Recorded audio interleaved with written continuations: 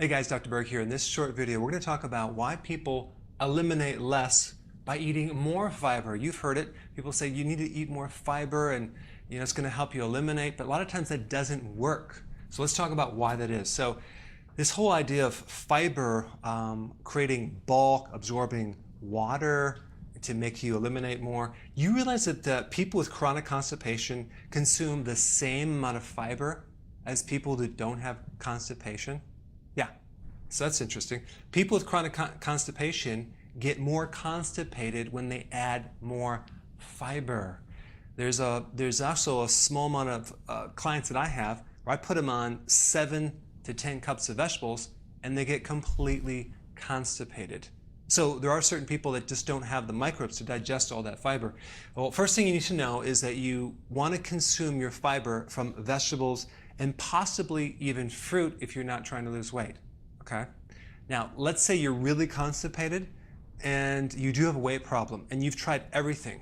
Well, I'm okay with you doing fruit because there are certain types of fibers in the fruit that do create elimination, like prunes, for example. So I have no problem with that because it's much more important to eliminate than to be constipated, especially if you're trying to lose weight, okay? But here's the thing, if you consume all your fiber from fruit, and by the way, the recommended amount of fiber that even the USDA is recommending is 35 grams of fiber per day. If you do that from fruit, that's 143 grams of sugar. That's 10 teaspoons of sugar every single day.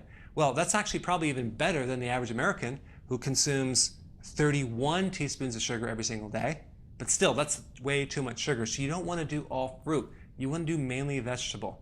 In fact, try not to do any fruit if you don't have to.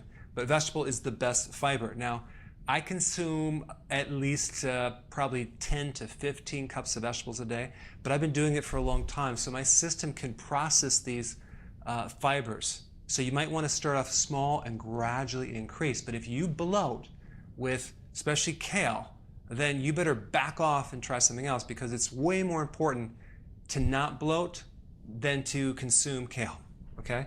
And the other thing is that if you're drinking a lot of water, if you're drinking too much water, which by the way will dehydrate your stool, and the reason for that is that plain water will flush out sometimes potassium and other electrolytes that you need to actually hydrate the colon.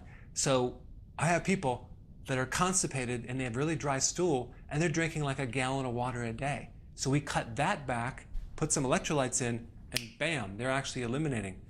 One of the most important minerals for, it's called peristalsis, which is the pumping action of the colon, is potassium.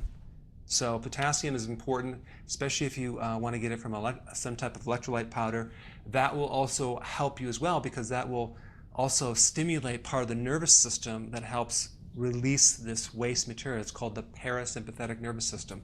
And that actually is kind of the opposite of the sympathetic or the flight or fight. And that's why you have to be really stress-free and relaxed to eliminate. When you're stressed out, there's a reflex that just turns off the digestive system. So anyway, I want to make a point on fiber, so go ahead and apply this information and I will see you in the next video.